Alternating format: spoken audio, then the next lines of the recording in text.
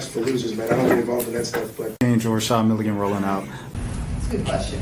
Brandon, We can't ask Rashad questions. Hey, Rashad. What's up, everybody? Welcome back to the channel. My name is Rashad Milligan. If you're new to the channel, this is the road to 5K subs. You just saw the thing, and I did it what it is because it did it. But what in the world is going on? Hold on. All right.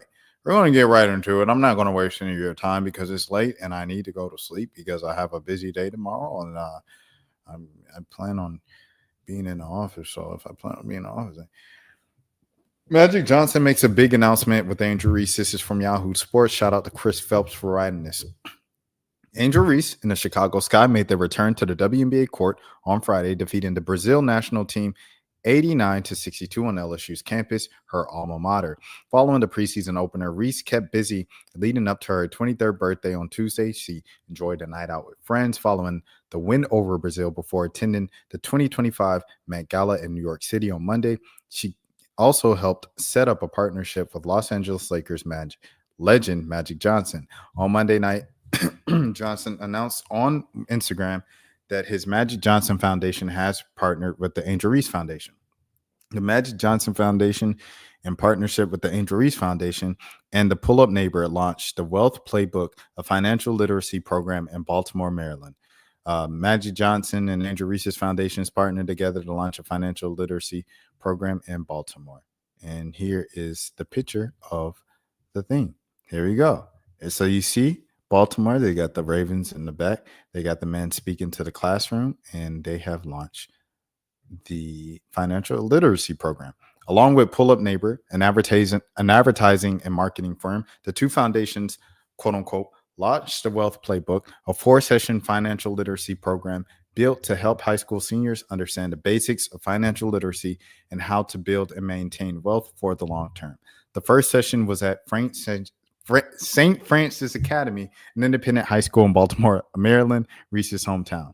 Students in attendance, quote unquote, learned about budgeting, credit, and how to take control of their financial futures. Johnson founded the Magic Johnson Foundation in 1991, developing programs and supporting community-based organizations that address the educational, health, and social needs of ethnically diverse urban communities. Similarly, the Angel Reese Foundation, quote unquote, helps foster equity for girls and underrepresented groups through innovative and impactful initiatives.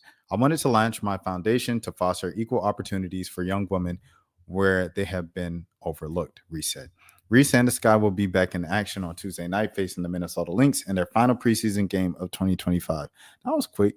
So the preseason game for them was Reese. She brought up the ball one play, had a spin move, and then put it up, contested layup, finished well, and things like that. She also still missed a layup, which always gets pointed out when she misses layups. And she was blocked on an attempt where she was also fouled. So, I don't know. I feel like we just seen a lot more of the Angel Reese that we saw in Unrivaled, which was a more evolved game from her and things of that sort. Bringing up the ball is something she's always done, even back to like her LSU days. I remember. I'm not sure if she did it much at Maryland, but she did it a lot at LSU often. At the end of that Auburn game, I remember she brought up the ball and was kind of like holding it at the top of the key as the time was going down, and they didn't really get off a good play. And I was like, "Why did I?" It's a whole video of it if you can find it on my channel and stuff. But yeah, it'll be very interesting to see how this season goes for her. I see her just continuing to improve on the court because she's done that. She did that last year as a rookie. She did that in college at LSU, and she did it in Unrivaled this past winter. So I expect her to still make that leap on the court. In terms of off the court, this is amazing. This is sensational. Obviously, Magic Johnson is that guy when you think of music and sports intersected. I saluted the man who used to own the Milwaukee Bucks and was a billionaire who used to play in the NBA. I saluted him when he passed away because I didn't know much about his story until he passed away, and I felt bad about it. But the guy that everybody knows about that is up there in business and is up there in sports as well is Magic Johnson. And I had the opportunity to ask him a question when he brought back the Atlanta bank over there and stuff like that a few years ago, and just about business and his business acumen and things of that nature. And I don't know, man, he's just so good at it. I came up in a time where I grew up in halfway in Southwest Atlanta. In Southwest Atlanta, they had the Greenbrier Mall. They had like a whole plaza right by Greenbrier Mall, and it was like in the plaza. It was the Magic Johnson Theater, the Starbucks owned by Magic Johnson, and then the Magic Johnson TGI Fridays, bro, all in the same parking lot. And you go to the movie theaters, and they'll play in the little previews like, "Hi, I'm Magic Johnson. Enjoy the movie. Make sure you silence yourself on," like all that. It was really cool. It was really cool, and it showed me like in person, like in real time, of just like a black businessman who came from the world of sports. You know what I'm saying? Like Magic Johnson was also the guy that I'm watching on NBA TV when I'm watching those replays, and ESPN News when I'm watching those replays. And he's the guy that I'm reading about in books and magazines. And when you're talking about the greatest players ever, and I'm learning his story and who he was as a player. And so to see him in both of those fields thrive from a early age, it was inspirational for me. So for these kids to get, this education system funded and supported by the Magic Johnson Foundation and by the Angel Reese Foundation in collaboration for her hometown, I think it's something that will pay dividends and work for generations and generations for that community over there in Baltimore. Because as Angel brings up all the time, Baltimore is a rough area. It's a rough community. Now, some people have challenged, "Oh, are you really from that part of Baltimore?" and things like that. And I think that's all kind of he say, she say. But at the end of the day, regardless if she was from those trenches and blah, blah, blah, blah, black enough, all that stuff. Regardless of that, the city is what the city is, and the town is what the town is. They face the challenges that they face. And for her to go back and bring her foundation and bring her resources, money that she's earning from having fun and promoting her brand and becoming a global sports icon and things of that sort, I think that's extremely important to go back and teach, because that's what it's all about. If you're not teaching, if you're not going back and trying to help the next generation, what are you doing? If you're doing everything for yourself and for your own glory and for your own recognition, you're living a pretty empty life and you have a pretty empty career. So for the kids to learn these things that you do not learn in school, you might take an economics class, but you're not going to remember a lot of that stuff, with the way that they talk about the stock market and things and this and that. Like, it's a lot of like balance sheets. Like, it's a lot of stuff in economics that like a kid just can't grasp in one semester. You're going to have to take multiple economics classes. You're going to have to go an FBLA and, what I'm saying, Future Business Leaders of America, and like really study business and learn and like be dedicated to it to really understand that stuff. So for them to do this as an extracurricular and really implant that education on the children is so pivotal, because kids don't learn it in school. And if you didn't learn it in school and your parents don't know, that's 2 generations of people in a household that don't know. And then you can pass that on to your kids and et cetera, et cetera. And that's how we end up in the position that we are right now. So it's definitely financial literacy. And even if it's not, invest in real estate, like, what I'm saying? Even if it's not that, even if it's just, this is how you use a credit card to build up your credit, to qualify for cars, houses, even have good enough credit for apartments and school loans, if you need student loans, everything. All that stuff is so important to teach children at an early age. And so they're never, "Oh man, I learned when I was 25, I got hit, from 18 to 24. And now at 25, I learned this is how you do it. And I'm working 25 to 32 or 25 to 40 to rebuild my credit." All of these things are extremely important. And salute to Angel Reese and Magic Johnson for collaborating on this. And Pull Up Neighborhood. What's the thing called? Pull Up Neighborhood? Yeah, the Pull Up Neighbor as well. Like, salute to all 3 of y'all organizations for giving back to the kids, and shout out to Anthlon Sports as well. I guess that's where this story came from Chris Phelps on that as well. So next story. We got some hate, Malia and hate in the building, man. You know what I'm saying? When you talk about Angel Reese, you got to talk about the haters. So speaking of haters, we got Malia and the A1s came out today for Asia Wilson. I'm about to say Angel Reese. Y'all give it up for the A1s, man. They sold out online as soon as she posted it. And she had a little pop-up shop in Las Vegas tonight Don Staley pulled up in the Louis Vuitton Tyler the Creator overalls, and those overalls as shout out to the Big A Angel for posting it on Twitter on X. She posted that those overalls were $7,000 from Louis Vuitton. Tyler is good, bro. Tyler is good. He's got the Converse. He's got his own LaFleur, the nail polish and the scent stuff. Like Tyler's good. The clothing line, Louis Vuitton partnership, Converse. Like I said, he's good, and he's been good for a little minute. But salute to Tyler Creator. He produces his own stuff, so he gets producer credits. He gets placements and feature money, and he's sold out tour, arena tour around the world, headlining the biggest festivals, Coachella and Lollapalooza. Like he's getting money. Anyways, back to Malia Ann. Malia Ann, if you're like, why are you calling her Malia Ann? Because that's her director name. That's the name she's going by in her directing career. So just to give her that respect, it's Malia Ann. She directed the commercial for the A1s, and a lot of people were praising it online and like, you better do it, Asia. It's levels to this. You go ahead, Nike. And she also produced her like kind of film production debut was on Swarm, Amazon Prime Swarm with Donald Glover, of course. And yeah, that was a couple of years ago. So shout out to Malia Ann. This is Team Z. Malia Ann Nike ad, quote unquote, shockingly similar to Sundance piece. Filmmaker says a 26-year-old filmmaker has a bone to pick with Malia Ann, seemingly claiming the former first daughter used one of her works as an inspiration for a new Nike ad without properly crediting her.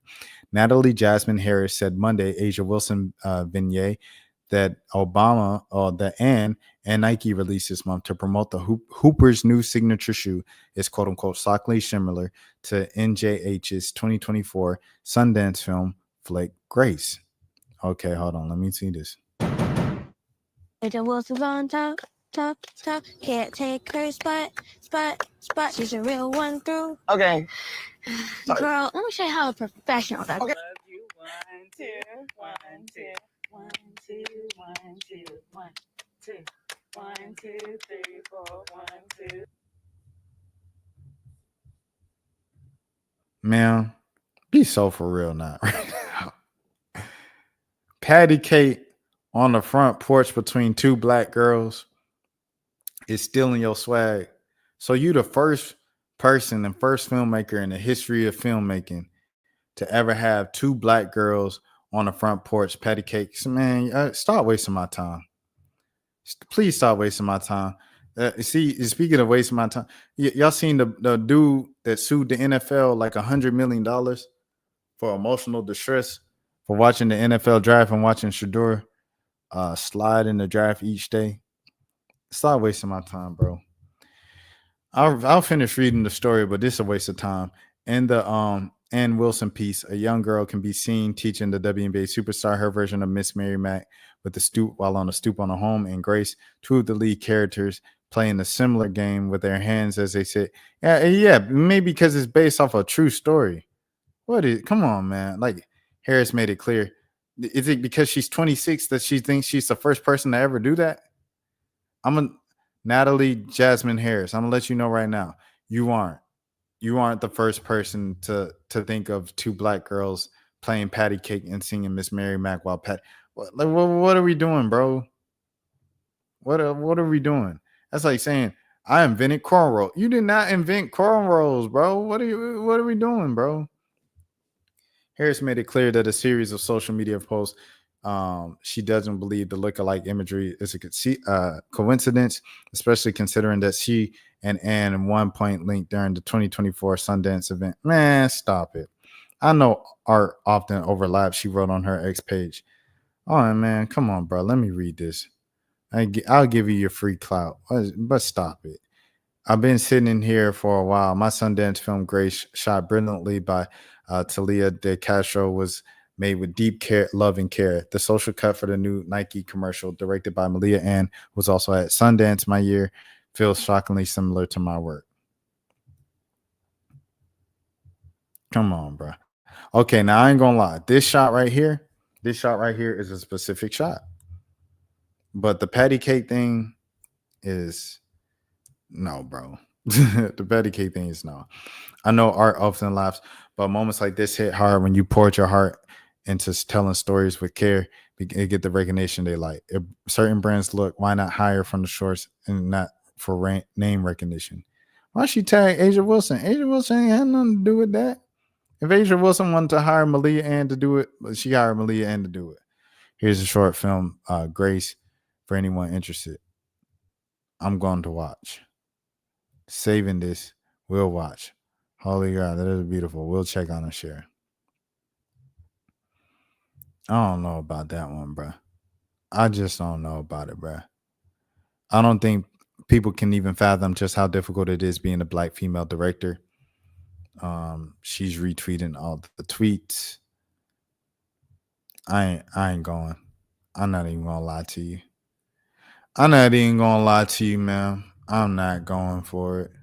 If y'all think so in the comments, y'all could be like, "Oh yeah, she totally jock her style." But she later took to Instagram to explain how the was disheartening and disappointing. I don't even have much to say besides that this is quite disheartening and disappointing. I'm constantly posting about how difficult it is as an emerging filmmaker right now and to sustain myself without benefiting from family connections, generational wealth, and nepotism. This is crazy. And then just to see this, it really just gives me less hope that this industry wants me here. Your work is brilliant and heartfelt and layered in so many. I'm so sorry that this happened. These brands and agencies need to do better. And New York Times report on this. How are you trying to gatekeep something that has been happening since before you? Thank you, bro. Jeez, I'm so glad, bro. Like, it's just like, bro, she really trying to. Now, I ain't gonna lie. Like I said, the one part that I would say is this, you got a gripe, is this shot right here. This is a very specific shot. You know what I'm saying? Outside on the porch. And they had that shot. That's one thing I'll give her. But the other thing, the patty cake on a porch, no. Especially with that type of shooting, that type of film, people been doing that since the Beyonce Lemonade. You know what I'm saying? Hold on, let me see. Beyonce steps. You know the picture when she on the steps with Yara Shahidi, Zendaya.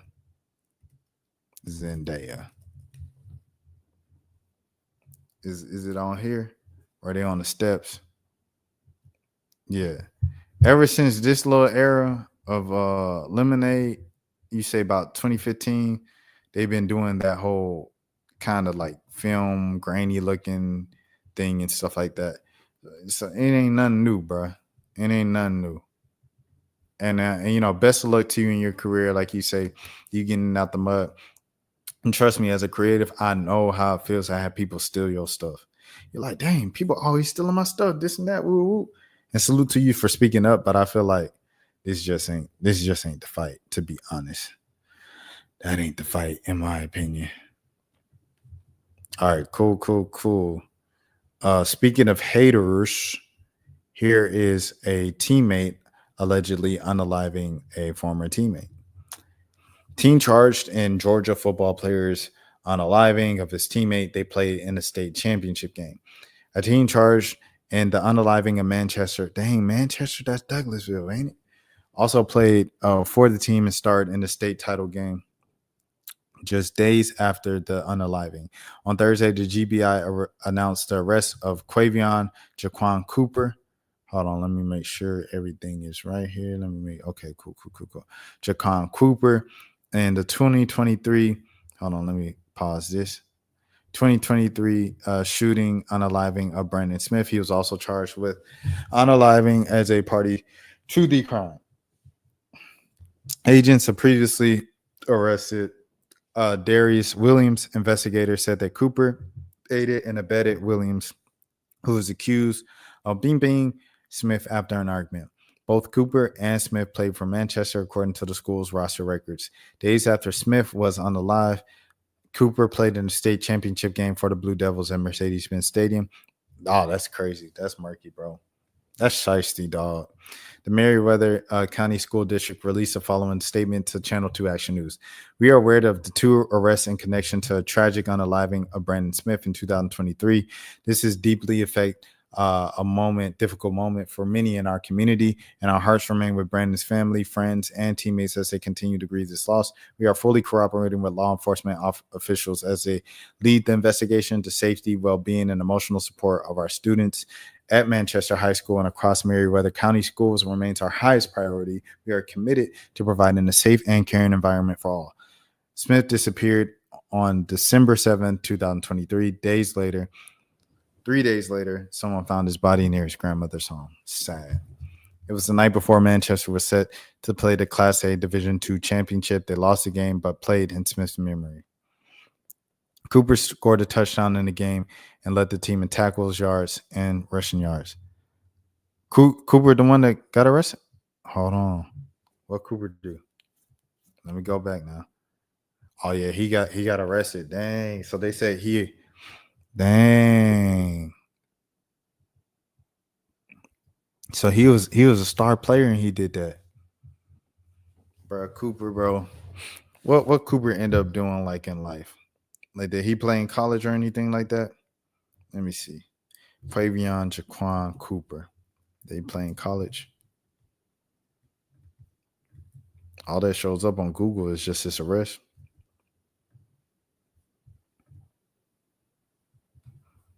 I don't even know what this man played in. Oh, that's crazy. He was out there holding the jersey. Wow. Boy, ain't no way, boy. Bruh, ain't no way, bruh. He was out there holding the bro. Come on, bro. That's him. That's him. That's shicey, bro. It's a shicey world out there, man. Y'all just gotta watch it, bro. I ain't even gonna lie to you. It's like that Miami player that, you know what I'm saying, where they doing the prayer circle and he looking at it and he did it. It's a shicey world out there, bro. Now that's real. That's shicey, bro. That's real shicey, dog. You got everything coming from. I ain't even gonna lie to you, gang. I don't know what happened. I don't know it. My name's Bennett. I ain't in it. Whatever happened, happened. But that's shicey. Off top. Let me see. I had some silly stuff to react to, but I ain't even gonna do that. We gonna skip the silly stuff. Smokey Robinson's pretty silly as well, but we'll read it anyway. Smokey Robinson from Fox News, accused of SA by former housekeepers in a $50 million lawsuit. Robinson, 85, allegedly SH and A, 4 former housekeepers employed between 2006 and 2024. Who is this written by?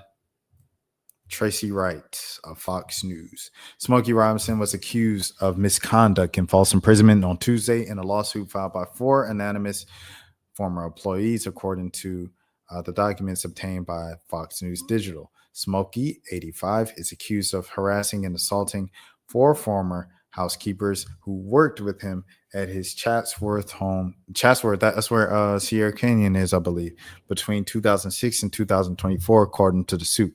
The accusers are seeking $50 million. Oh my gosh. $50 million. They worked with him for 18 years and they said, I want $50 million. Frances Robinson, Smokey's wife for 25 years, was also accused of perpetuating a hostile work environment. Get that spot. Get that over there. What y'all doing? Y'all better let him do what he do. He the one putting the bills. The accusers claim Francis failed to make the appropriate corrective action to prevent the defendant Smokey Robinson's deviant misconduct, despite having, quote unquote, full knowledge of his prior acts of misconduct, having settled cases with other women that suffered and experienced similar SAs perpetuated by him. That's a tough position to be put in if you're the housekeepers and things of that sort. Representatives for Smokey did not immediately respond to Fox News Digital's request for comment. Jane Doe 1 worked for Motown legend from January 2023 through February 2024, but was forced to resign due to Smokey's repeated SAs and SHs against her to suit. See, that's it. You know what I'm saying? She only stayed there for a year. She felt uncomfortable. She got out of there after a year. You know, I know some people was like, how you stay for 10 years? I know I said the 18 years. But how you stay for 10 years and now you want to report? You know what I'm saying? She said it straight up. Only a year. Excuse me, hold on. It's currently 2:30. She claimed Smokey essayed her, quote unquote, at least 7 times. Oh, that's terrible. 7 times in a year while she was employed by the family. She was unwilling to report the incidents due to, quote unquote, her fear of losing her livelihood, familiar reprisal, public embarrassment, shame, and humiliation to her and her family, and the possible adverse effect on her immigration status, dang, as well as being threatened and intimidated by defendant Smokey Robinson's well-recognized celebrity status and his influential friends and associates, documents say. Smokey was wild. Hey, if any of this is true, I had to preface it with that. This is all just alleged and accused, and he's innocent until proven guilty. But say any of it was true. Smokey was watching too many of them films with you get the, well, if I give you extra cash, no, buddy. Oh, you walk around here cleaning the kitchen. Smokey would allegedly call JD1 into his quote unquote blue bedroom, lock the doors, and only be wearing his underwear neatly placed in a white towel on his bed, not to soil the bed linens in preparation for what was about to occur. Huh? Freaky.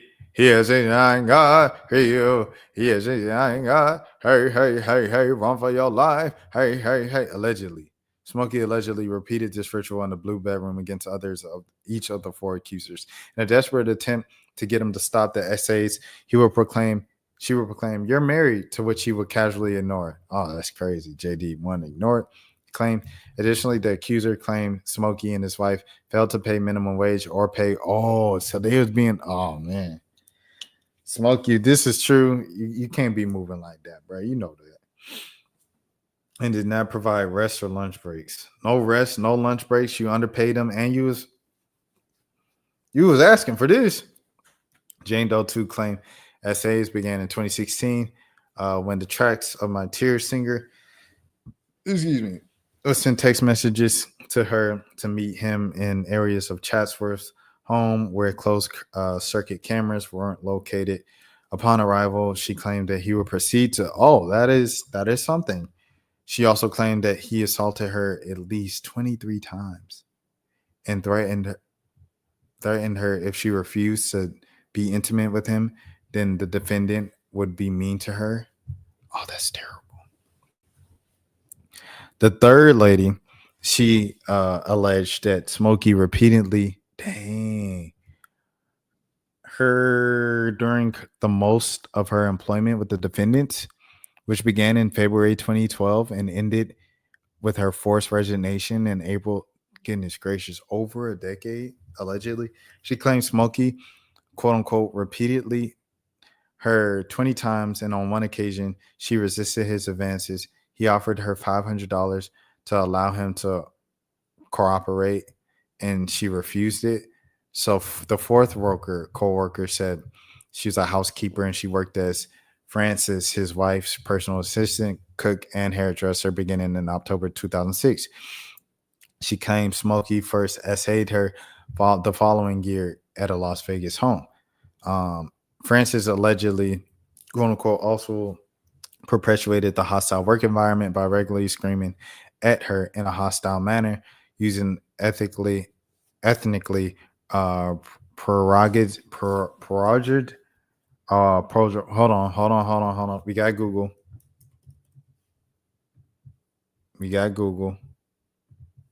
Hold on, I need that. Give me a second. Be patient with me. We got Google. Pejorative. There it is. Reading is fundamental. Francis also allegedly perpetuated a hostile work environment by regularly screaming at her in a hostile manner, using ethnically pejorative words and language. Plaintiffs were severely harmed and humiliated by defendant Smokey Robinson's conduct, the woman then claimed in her lawsuit. In addition, SB and A. The four women sued for negligence, intentional infliction of emotional distress, gender violence, and a number of labor code violations. You can't just treat people anyway, bro. If this is true, you can't just treat people anyway. And you definitely, in an environment like this, can't do that. Can't do that. Even if it was just the other stuff without the SA, like those allegations are wild, bro. Those allegations are wild. Hold on, sorry. I had a double thing pulled up, so I'm going back to it. Those allegations are wild. We'll see what happens with it in the coming weeks and things of that sort. I'm sure Smokey might have has he put out a statement or anything like that? Smokey Robinson, let me see. I'm on Smokey Robinson's page. Let's see. Nothing. Nothing. He ain't saying nothing about it. Smokey Robinson was performing on Jimmy Kimmel last week at 85? Goodness gracious. Well, I guess that's what it is, huh? How old is Lionel Richie? Because Lionel Richie's still performing. Let me see. Lionel Richie. Oh, he's 75, so he got about a decade from Smokey Robinson. All right, cool. Or that's not cool.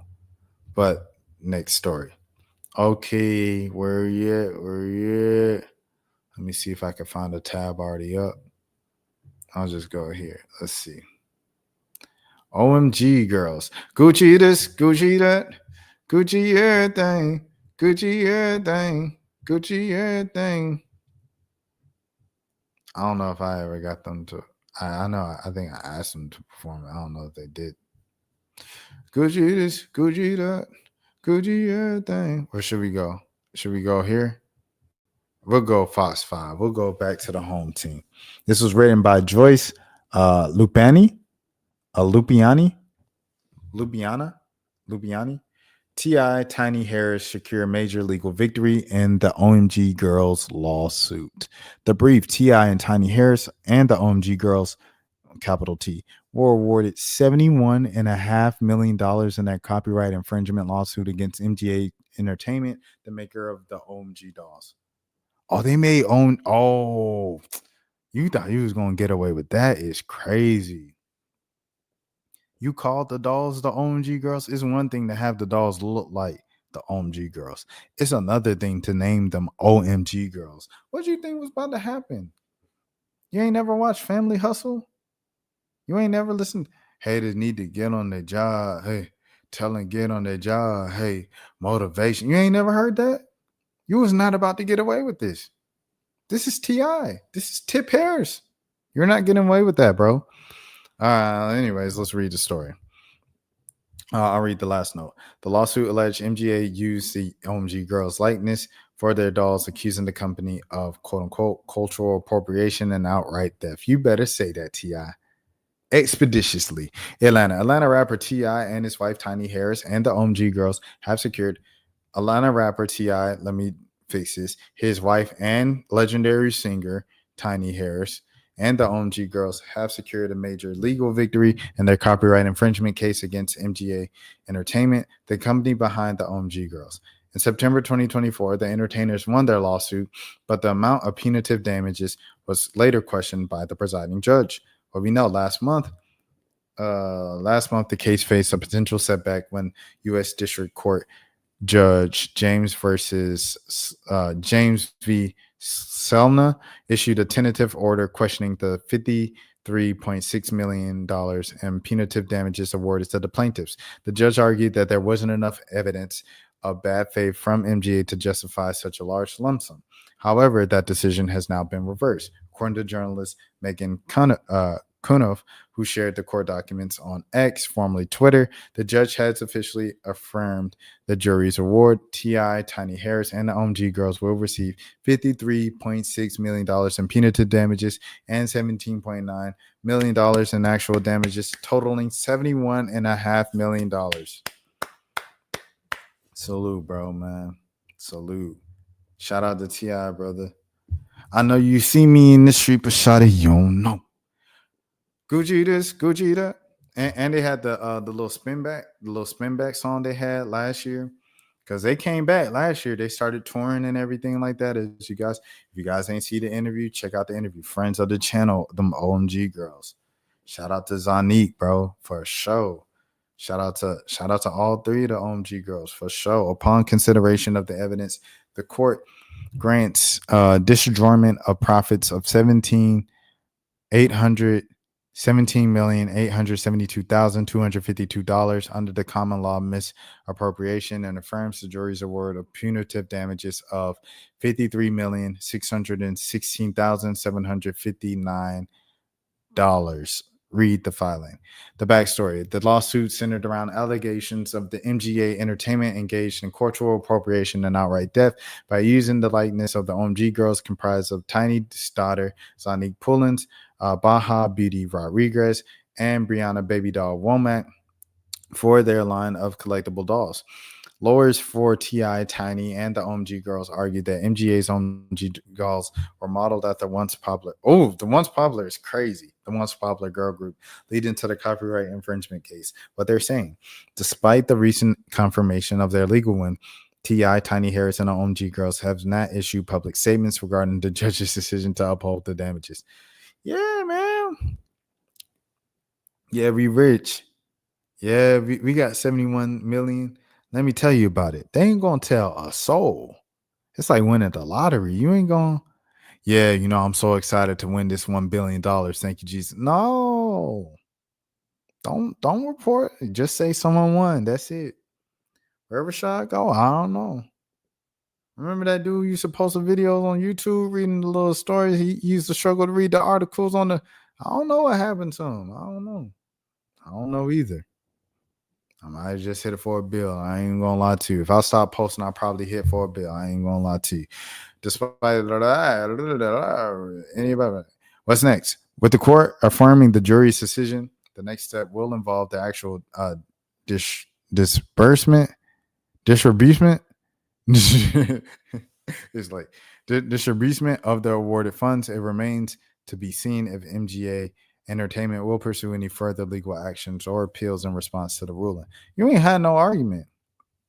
You really came up with some dolls that called them OMG dolls, the OMG girls, or the OMG doll. Like, what you think was about to happen, bro? Like, that's crazy that you did that. Bold as you did. You could have saved yourself $71 million just by doing right business off top. Is that it? Oh, no. I want to talk about this last thing, and then we are out of here. Last thing, and we are out of here. I hope everybody has a good night and has had a good day so far. Where is it?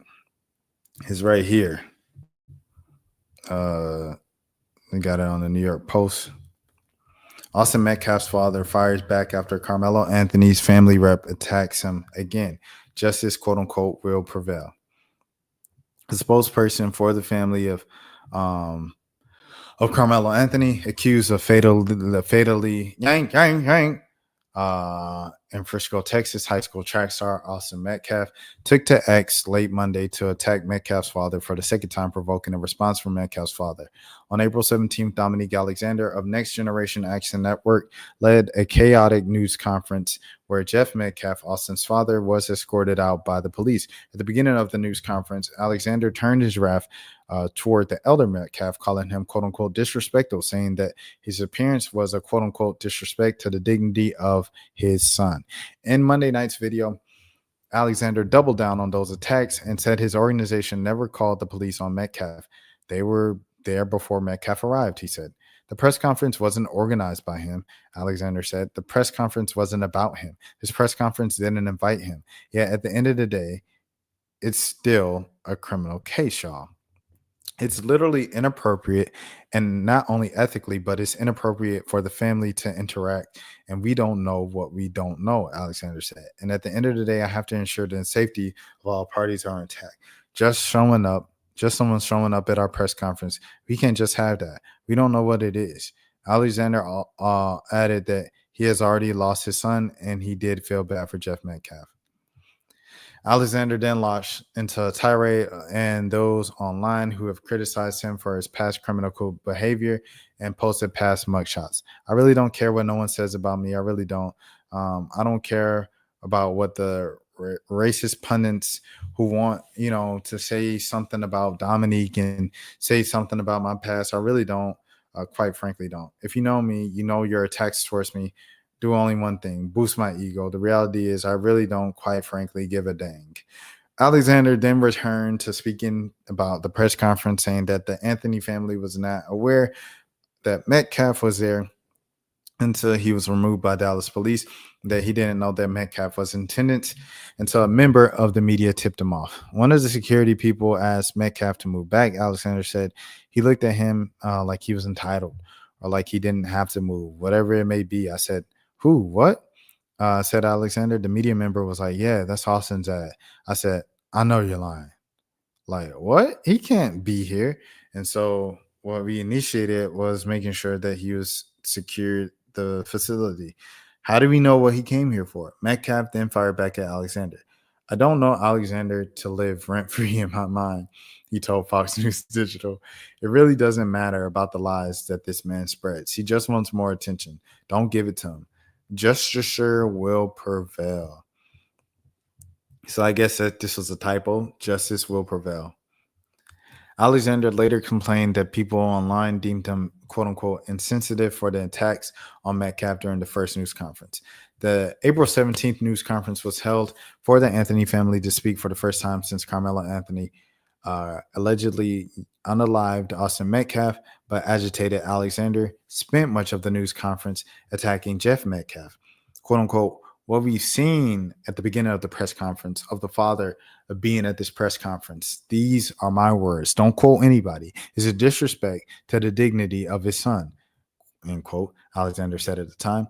Next Generation Action Network from the beginning has respected the loss of life, no matter the opinion of it.